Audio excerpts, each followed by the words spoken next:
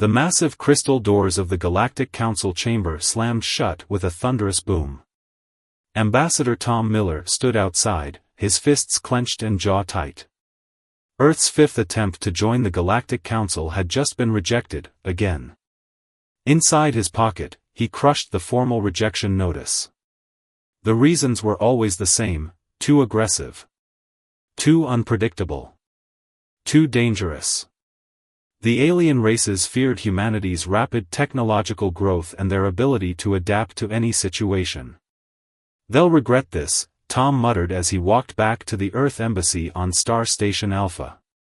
The embassy was small compared to the grand structures of other species, but it was efficient, just like everything humans built. Back in his office, Tom activated the secure communication link to Earth. The holographic figure of Admiral Jane Wilson appeared, her expression already grim from seeing his face. "They rejected us again," Tom reported, running a hand through his graying hair. "But this time, they added new trade restrictions. They're trying to contain us, Admiral." Jane's hologram flickered as she leaned forward. "Then they've made their choice. Initiate Protocol Phoenix." Tom's eyes widened. Protocol Phoenix was Earth's contingency plan, a plan they hoped they'd never need to use. "Are you sure? Once we start this, there's no going back." "The Council has made it clear they don't want us as equals," Jane replied, her voice firm. "So be it. We'll build something better. Something they'll have to respect." Over the next week, Earth quietly withdrew all its diplomats from Council space. Trading ships changed their routes. Military vessels disappeared from monitored zones. To the Council, it looked like humanity was finally accepting their place as a minor, isolated species. They couldn't have been more wrong. In secret bunkers beneath Earth's major cities, engineers and scientists who had been preparing for this day began their work. Plans were unfolded, hidden factories activated, and ships that had been built in secret were brought out of their cosmic hiding places. The Council had rejected humanity because they feared what humans might become. They never considered that their fear and rejection would be the very thing to forge humanity into something far more powerful than they could have imagined. As Tom packed up his office for the last time, he looked out at the glittering expanse of Council space through his window. "You wanted us contained," he whispered. "Instead, you've set us free." In the darkness of space, far from Council sensors, thousands of human ships were already gathering. The message spreading among their crews was simple: the stars rejected us. Now we'll take them anyway. Humanity's age of compliance was over. The age of defiance was about to begin. 3 months after Earth's withdrawal from Council space, the outer colony of Mars became the staging ground for humanity's boldest move yet. In the vast underground facilities beneath Olympus Mons, engineer Mark Peters stood before a massive screen, watching as the first prototype of Project Titan came online. Power output stable at 300% above Council maximum regulations, he announced to the room full of scientists and military officials. "The fusion core is handling the load perfectly."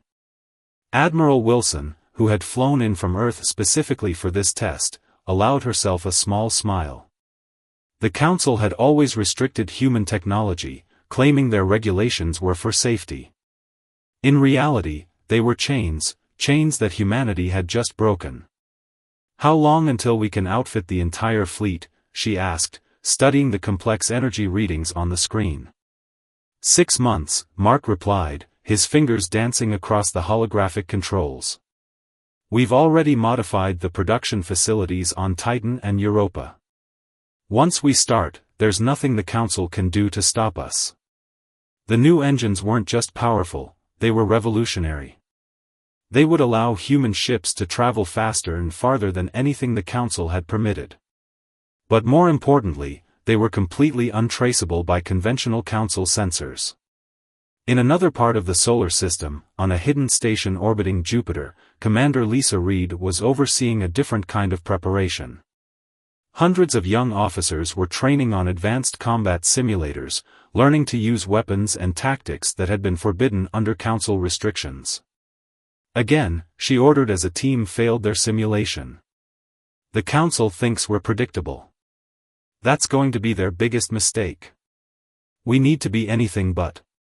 The training facilities had been built years ago, hidden in plain sight as research stations. Now they were producing soldiers who could outthink and outfight any Council race. The Council had always feared human unpredictability, now they were about to learn why. Back on Earth, in the depths of the Pacific Ocean, another secret was taking shape. The underwater city of Deep Haven had become the center for biological enhancement research. Dr. James Cooper studied the latest test results with growing excitement. The adaptations are holding, he reported to his team. We can now survive in environments that would kill any Council species. Extreme pressure, radiation, even vacuum exposure for limited periods. The Council had banned human genetic research, claiming it was too dangerous. They never realized that by trying to keep humanity weak, they had only driven them to become stronger in secret. As humanity's preparations continued, the Council remained oddly quiet. Their sensors had detected the withdrawal of human ships and personnel, but they interpreted it as submission rather than preparation. Their ambassadors congratulated each other on finally containing the human problem.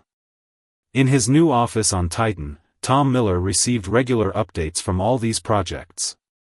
Each report confirmed what he had always believed: humanity didn't need the Council's permission to advance. They had needed only the motivation to do it on their own. Status report, he requested during the daily briefing. Fleet production is at 200% of previous capacity, his aide reported. The new colonies in the Kuiper Belt are fully operational. Deep Haven reports success in their latest trials.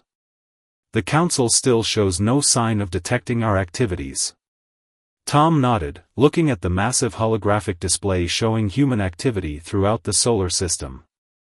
Where the Council saw empty space and a retreating civilization, he saw humanity's future taking shape. Send word to all commands, he ordered. Phase 1 is complete. Begin Phase 2. As his orders spread throughout human space, ships began moving into new positions.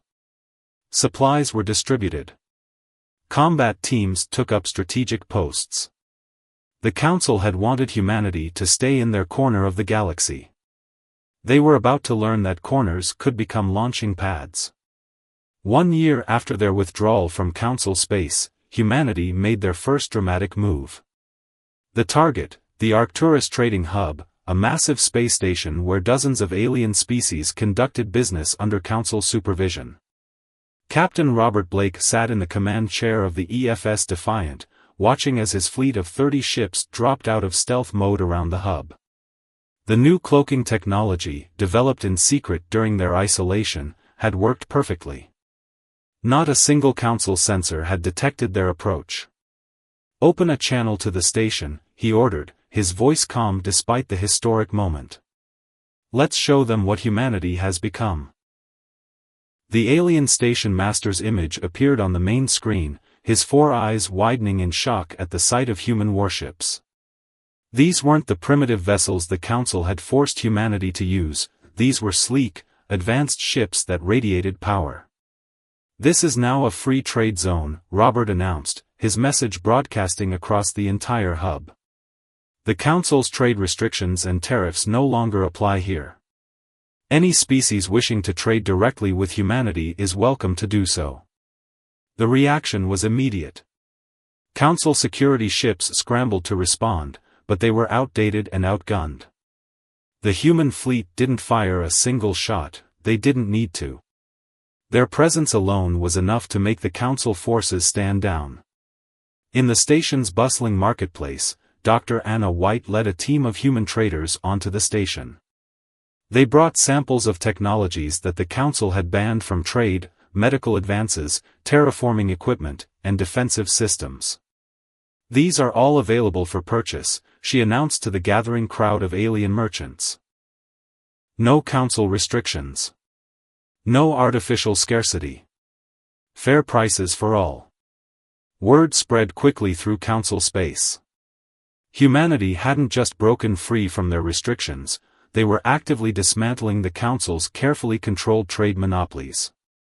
Even better, they were offering better products at lower prices. Deep in the station's diplomatic section, Tom Miller met with representatives from other species who had faced similar Council restrictions. The Nidorians, silicon-based beings who had been labeled too different for membership. The Krell, whose technological advancement had been stunted by Council regulations. The Vex, whose psychic abilities had frightened the Council into isolating them. "We're not here to replace the Council's empire with our own," Tom explained to the gathered representatives. "We're here to break their power entirely. Join us, and together we can build a true federation of equals." Back on the Defiant, Robert received regular updates as more alien ships arrived at the hub. Not to fight, but to trade. To talk. To join. The Council had spent centuries convincing everyone that humanity was dangerous and unpredictable. Now those same qualities were drawing allies to their cause. "Sir," his communications officer called out, "we're receiving requests from 12 other trading hubs. They want to know if we'll extend the same protection to them." Robert smiled. The Council had always used economic pressure to control its member species. Now that control was slipping away, system by system, station by station. In her office on Earth, Admiral Wilson reviewed the reports from the Arcturus operation. Everything was proceeding exactly as planned. The Council had expected humanity to either stay isolated or launch a military campaign. Instead, they were using the Council's own economic weapons against them. "Send the Second Fleet to the Orion Trading Hub," she ordered. "And the Third to Centauri Station. It's time to expand our operations." As human ships moved throughout Council space, they carried a simple message: the age of Council control was ending. A new era of free trade and technological advancement was beginning. The Council had banned humanity from their chambers, thinking they could contain human influence. Instead, they had freed humanity to reshape the galaxy on their own terms.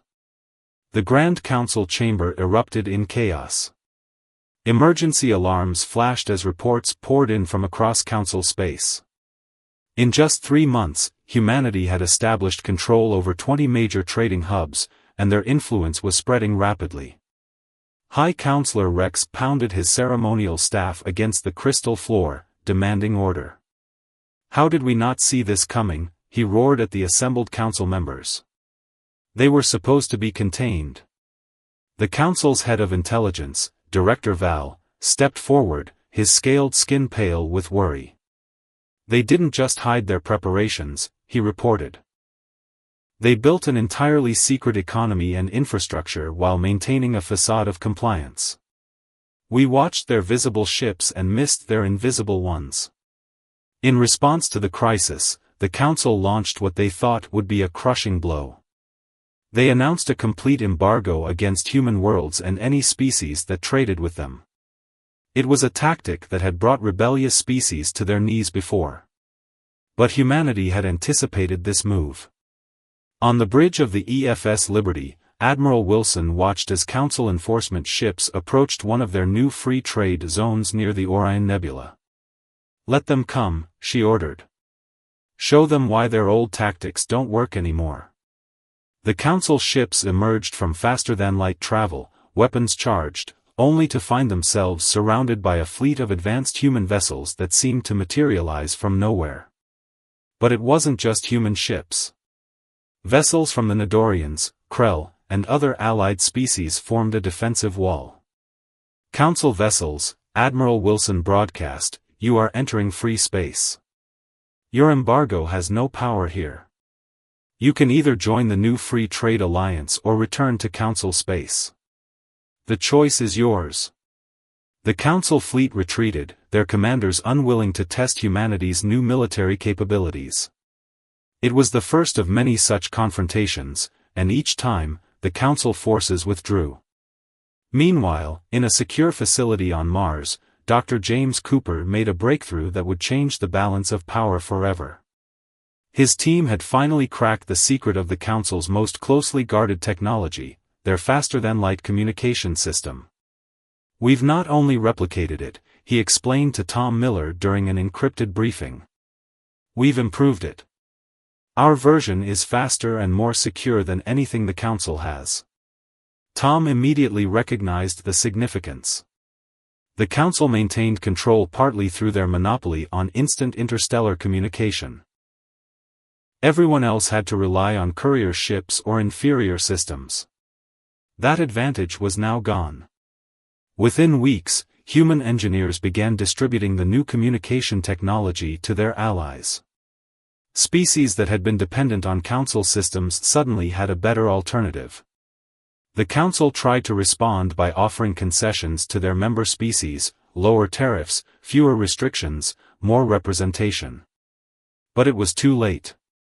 They had spent too many centuries ruling through fear and control. Now that an alternative existed, their power base was crumbling. In a hidden meeting room on Arcturus Hub, representatives from 40 species gathered to discuss the future. Tom Miller stood before them, no longer an ignored ambassador but a leader of the revolution. "The Council's power was built on keeping us divided and dependent," he addressed the assembly. "They feared what we might become if we worked together. Now they're seeing those fears come true, not because we're conquering them, but because we're simply building something better."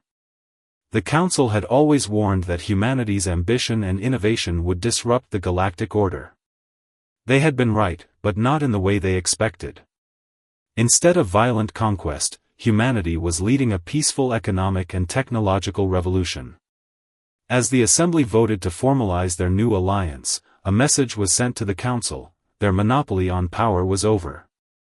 A new era of cooperation and advancement was beginning, whether they approved or not. The Council had rejected humanity from their chambers. In doing so, they had freed humanity to build a chamber of their own, one big enough for everyone who wanted to join them. The Council made their fatal mistake 6 months after the formation of the Free Systems Alliance. In a desperate bid to maintain control, they ordered their elite enforcement fleet to seize the Proxima trading hub, the largest of humanity's new free trade zones.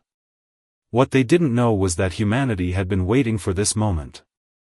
Captain Robert Blake stood on the bridge of the EFS Defiant, watching as the massive Council fleet dropped out of faster-than-light travel. "All ships, execute Protocol Avalanche," he commanded, his voice steady despite the tension. Suddenly, the seemingly defenseless trading hub transformed. Hidden defense platforms emerged from asteroids. Cloaked human vessels appeared in perfect attack formation. But most surprisingly, ships from 30 different species decloaked alongside them. "Council vessels," Robert broadcast on all frequencies, "you face not just humanity, but the combined forces of the Free Systems Alliance. This is your only warning. Withdraw, or face the consequences of your aggression." The Council fleet commander, an ancient veteran named General Dox, sneered at the transmission. His forces still outnumbered the defenders 3-1. "The Council cannot be defied," he declared, ordering his ships to attack. What followed was not the easy victory the Council expected. The Alliance ships were faster, more maneuverable, and equipped with technologies the Council had banned centuries ago. Their coordinated tactics showed levels of cooperation that the Council had always feared would emerge if species were allowed to freely work together. In her command center on Earth, Admiral Wilson watched the battle through their new quantum communication network. "Send in the reserve fleet," she ordered. "It's time to show them everything we've built." From the darkness of space, hundreds more ships appeared, vessels built in secret shipyards throughout human space. They carried weapons that the Council had declared too dangerous to exist, crewed by soldiers who had trained for years in hidden facilities. The Council fleet found itself caught in a perfect trap. Their ships, designed to enforce order against weaker species, were no match for the combined innovations of dozens of races working together. Within hours, General Dox was forced to surrender, the first major Council military defeat in over 1,000 years. But humanity had no interest in destroying their opponents. Instead, they took the Council crews prisoner, treating them with a level of mercy that shocked their captives. "We're not like you," Tom Miller told the captured General Dox during his interrogation. "We don't need to rule through fear. We're building something better." The news of the Council's defeat spread rapidly through their territory. Species that had been afraid to defy the Council's authority now saw proof that the old order could be beaten. More importantly, they saw evidence that the Free Systems Alliance was offering a genuine alternative to Council rule. In the following weeks, entire star systems began declaring their independence from the Council. The very communication network that the Council had used to maintain control now carried messages of revolution and hope. Dr. Anna White, now serving as the Alliance's chief diplomat, traveled from system to system, offering membership in the new federation. "We're not asking you to submit to human rule," she explained to each species. "We're inviting you to join an alliance of equals, where every voice matters." The Council, watching their authority crumble, made one last desperate move. They threatened to reveal ancient weapons they had kept hidden, claiming they would use them to maintain order. But humanity had anticipated this too. Mark Peters and his engineering team had spent months locating and neutralizing these hidden weapons. The Council's final threat proved empty. In the Proxima hub, now becoming the capital of the new alliance, representatives from over 50 species gathered to sign the Charter of Free Systems. The document, drafted by both humans and aliens, established a new form of galactic governance, one based on cooperation rather than control. The Council had feared that humanity would destroy their carefully ordered galaxy. Instead, humanity had shown them a better way to build one. The great crystal dome of the Council chamber, which had stood for 10,000 years, was empty. The ornate seats where ancient species had once dictated galactic law now gathered dust. But in its shadow, something new was rising. On the newly constructed Freedom Station, Ambassador Tom Miller stood before the first General Assembly of the Free Systems Alliance. Representatives from over 200 species filled the vast chamber, former Council members, independent worlds, and even species that had been deemed too primitive for galactic society. The old Council feared change, Tom addressed the assembly. They feared innovation, cooperation, and most of all, they feared the unpredictable. But look at what that fear cost them. Look at what we've built by embracing those very things they feared. In orbit around the station, ships from dozens of species patrolled together. The crews had learned to work as one, combining their unique abilities and perspectives.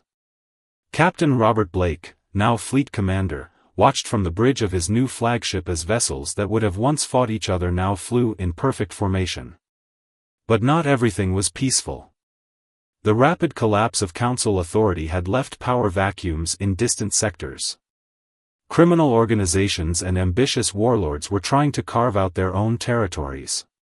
"We've detected illegal weapons shipments in the Outer Rim," reported Lisa Reed, now heading the Alliance's Security Council. "Former Council enforcers are selling their equipment to the highest bidders." Admiral Wilson, reviewing the reports from her new office on Freedom Station, recognized the challenge ahead. The Alliance had won its freedom, but maintaining peace would be an even greater test. "Deploy the rapid response fleets," she ordered.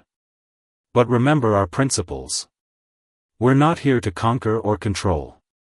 We're here to protect and stabilize." The Alliance's approach to these challenges showed how different they were from the Council. Instead of simply crushing resistance, they offered alternatives. When they found worlds struggling with poverty, they brought trade and technology. Where there was conflict, they brought mediation. Dr. James Cooper's medical teams spread throughout former Council space, sharing advanced treatments that had once been restricted. On world after world, people discovered that the Alliance's promises of sharing technology and knowledge were real. "The Council kept us dependent," a local leader on a frontier world told Dr. Anna White during a diplomatic mission. But you're teaching us to stand on our own. The transformation wasn't just political, it was cultural. Species that had been taught to fear and distrust each other for centuries were learning to work together. Innovation, once stifled by council regulations, flourished as different races shared their knowledge freely. Mark Peters, overseeing the Alliance's technology exchange program, watched as mixed teams of scientists made breakthrough after breakthrough. The council claimed restrictions were for safety, he noted during a project review. But look at what we can achieve when we trust each other instead. Yet challenges remained. Some former council hardliners refused to accept the new order, retreating to fortified worlds with their advanced technology. Others tried to manipulate the Alliance's open nature for their own gain. We knew this wouldn't be easy, Tom reminded the Security Council during an emergency session. The Council spent thousands of years teaching the galaxy to live in fear. It will take time to show them a better way. But the Alliance had something the Council never did, genuine popular support. Species that had once been enemies now worked together to solve common problems. Trade flowed freely between worlds that had never been allowed to communicate. New technologies improved lives across the galaxy. In the heart of Freedom Station, a memorial wall displayed a simple message in hundreds of languages: progress through unity. Below it, the rejected council membership application that had started everything was mounted as a reminder. The council had feared humanity would destroy their order. Instead, humanity had helped the galaxy build a new one, stronger, freer, and more just than anything that had come before. 10 years after the council's fall, humanity had helped forge a galaxy that their former rulers would never have believed possible. The Free Systems Alliance had grown from a rebellion into a thriving federation of over 500 species, each contributing their unique strengths to the greater whole. Tom Miller, now serving as the Alliance's first elected High Representative, stood in the observation dome of Freedom Station, watching ships from across the galaxy come and go freely through the massive trading hub. "Remember when they said we were too dangerous to join their council?" he asked Admiral Wilson, who had joined him for the 10th anniversary celebrations. "They weren't wrong," she replied with a smile. "We were dangerous, to their system of control. But that's exactly what the galaxy needed."